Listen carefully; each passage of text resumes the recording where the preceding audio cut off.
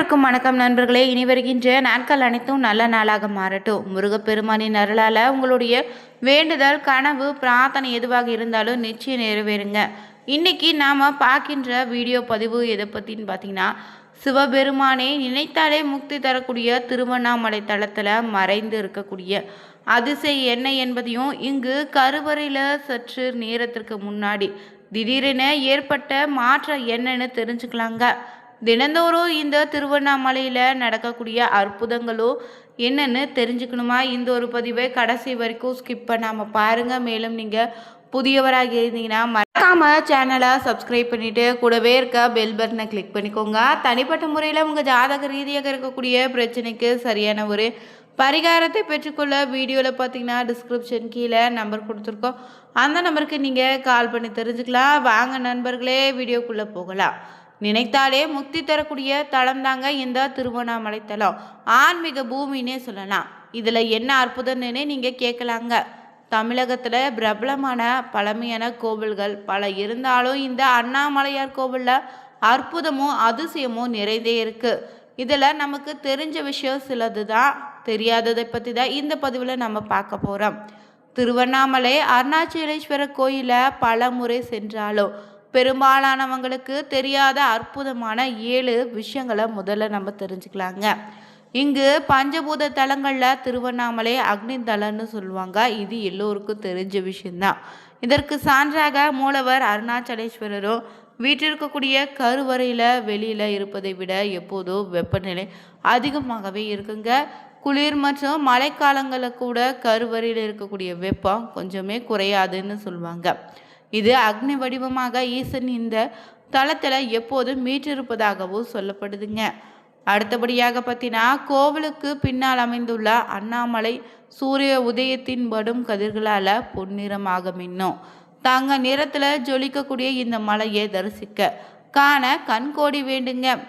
இதனால் சூரியனின் முதல் கிரகணம் இந்த மலையின் மீது விழுந்த பிறகே உலகில் முழுவதும் பகல் தொடங்கன்னு சொல்லுவாங்க. அடுத்தபடியாக பார்த்தீங்கன்னா, மகா குரு பூஜை நாளில் திருவண்ணாமலை கோவிலில் கருவறையில் நடராஜ சிலையின் நிழல் தானாகவே அசைவதாக சொல்லப்படுது. பக்தர்கள் இதை சிவனின் தாண்டவனும் சொல்லுவாங்க. அடுத்தபடியாக இந்த கோவிலில் 1000 கால் மண்டபம்னு பார்த்தீங்கன்னா 953 தூண்கள் மட்டுமே இருக்குது.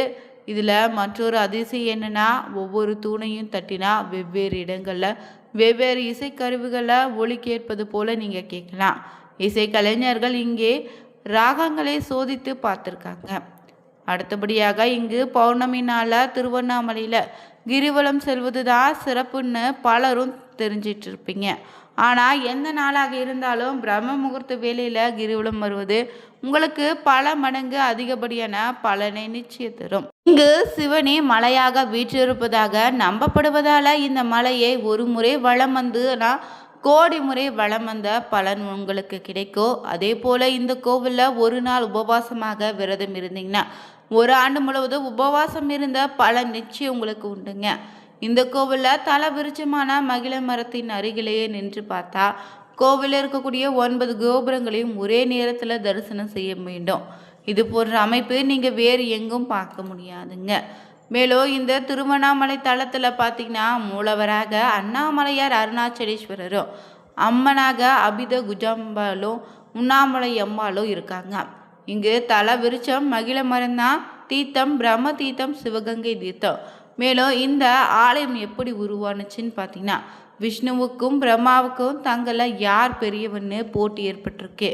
சிவபெருமானிடம் இருவருமே சென்று கூற அவரே யாருன்னு அடிமுடியே கண்டு வராங்களோ அவர்தான் பெரியவர்னு சொல்லி தெரிவித்துட்டாரா. பிறகு ஜோதி பிளம்பாக சிவபெருமான் காட்சி தந்திருக்காரு. அந்த ஜோதியை நெருப்பு மலையாக மாறியதுங்க. இதுவே கோயிலின் பின்னால் உள்ள திருவண்ணாமலைன்னு சொல்லுவாங்க. சிவனின் அடியை காண்பதற்காக உடனே பார்த்தீங்கன்னா விஷ்ணு வராக அவதாரம் எடுத்து பூமிக்குள்ள சென்றாரு. அது போய்கொண்டே இருந்துச்சுங்க, திரும்ப வந்து முடியல. எனவே சிவபெருமானிடம் ஒப்புக்கொண்டாரு. அடுத்தபடியாக பிரம்மாவும் அன்னப்பறவை உருவெடுத்து சிவபெருமானின் முடியை கண்டு வர கிளம்பி போனார். அது முடியாதுன்னு தெரிந்தவுடனே திரும்ப வந்து பார்த்தீங்கன்னா தாளம்பூவை சாட்சி சொல்ல வைத்து சிவபெருமானிடம் தங்களுடைய முடியை கண்டேன்னு சொல்லிட சாபமிட்டாரு. பிரம்மனின் பொய் சொன்னது அறிந்த இந்த பூமியில உனக்கு கோயிலோ பூஜையோ கிடையாதுன்னு சிவபெருமான் சாபமிட்டாரு. மேலும் விஷ்ணு உண்மையை கூறியதால தனக்கு சமமாக பூமியில கோயிலும் பூஜையும் கிடைக்கக்கூடிய வரத்தை அளித்திருக்காரு சிவபெருமான். பொய் சொன்னா தாளம்பூவை தன்னை தீண்டக்கூடாதுன்னு சொல்லி சவித்தாரு. அதனால்தான் இன்றுமே பார்த்தீங்கன்னா சிவ ஆலயங்களில் எதிலுமே இந்த தாளம்பூவை மட்டும் படைக்கவே மாட்டாங்க. மேலும் பார்த்தீங்கன்னா அடிமுடி காண முடியாதபடி ஆக்ரோஷமாக தீப்பிழம்பாக நின்ற ஈசனின் மனம் குளிர்ந்து மலையாக மாறிய போது அவரிடம் விஷ்ணுவும் பிரம்மாவும் இவ்வளவு பெரிய மலையாக இருந்தா எப்படி நாங்கள் மாலை போட முடியும், எப்படி அபிஷேகம் செய்ய முடியும்னு கேட்டாங்களாம். இதை தொடர்ந்து ஈசனே மலையடிவாரத்தில் சுயம்பலிங்கமாக தோன்றியதால சொல்லப்படுது. மேலும் இது பஞ்சபூத தலங்களில் அக்னி தலங்க நினைத்தாலே முக்தி தரக்கூடிய தலன்னு சொல்லலாம்.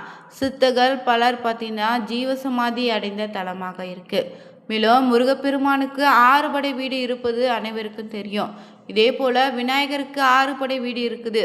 இத்தலத்தில் கிளிகோபுரத்துக்கு கீழே இடது பக்கத்தில் உள்ள பார்த்தீங்கன்னா அல்லல் போக்கும் விநாயகர் சன்னதி விநாயகரின் முதல் படை வீடாக இருக்கு. மேலும் இங்கு பார்த்தீங்கன்னா சிவபெருமானே அண்ணாமலையாக காட்சி தருவதால இதை காந்தமலைன்னு சொல்லுவாங்க. காரணம் என்னன்னா இந்த மலையை தரிசிக்க வருவோரை மீண்டும் மீண்டும் காந்த போல கவர்ந்து இருக்குங்க. மேலும் பார்த்தீங்கன்னா எத்தனையோ அதிசயங்களையும் அற்புதங்களையும் உள்ளடக்கிய தலம் தாங்க இந்த திருவண்ணாமலை அண்ணாமலையார் கோவில். என்னதான் திருவண்ணாமலைக்கு பல முறை சென்றாலும் பல விஷயங்களை பற்றி நம்ம தெரிஞ்சுட்டு வந்துட்டு இருக்கோம். அந்த வகையில் இந்த திருவண்ணாமலை தலம் பார்த்தீங்கன்னா நடுநாட்டு தலங்களில் முதன்மையாக இருக்குது. பஞ்சபூத தலங்களில் அக்னி தலங்க 4வராலுமே பாடப்பட்ட தலம்னு சொல்லலாம். எங்கிருந்து நினைத்தாலும் முக்தி கொடுக்கக்கூடிய தலமாக இருக்கு.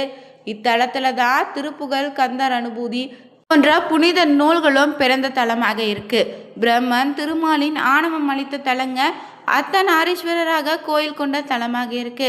கார்த்திகை தீபத்தின் மூலத்தலனே சொல்லலாம். ஆதாரத்தலங்களில் இது மணிப்பூரக தலங்க.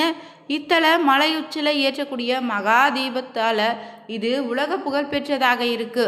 நகரின் மையத்தில் மலையடிவாரத்தில் இந்த அண்ணாமலையார் ஆலயம் 24 ஏக்கர் நிலப்பரப்பில் பறந்து விரிந்திருக்கு. ஆலயத்தில் 9 கோபுரங்கள் இருக்கு. கோபுரங்கள் அதிகம் கொண்ட ஆலயமும் இதுதாங்க. இங்கு கொடிக்கம்பம் அருகே செந்தூர விநாயகர் பிரம்மாண்டமாக காட்சி தருவார். பஞ்சலிங்கங்களும் 4 முகங்கள் கொண்ட பிரம்மலிங்கமும் இருக்கு. கால பைரவருக்கு சன்னதி தனியாக இருக்கு. இங்கே பார்த்தீங்கன்னா முருகப்பெருமான் இளைஞர் என்னும் பெயரில் 3 இடங்களை வணங்க பெறுவீங்க. அருணகிரியுடன் சவால் விட்டான் சம்பத்தாண்டான்னு சொல்லுவாங்க.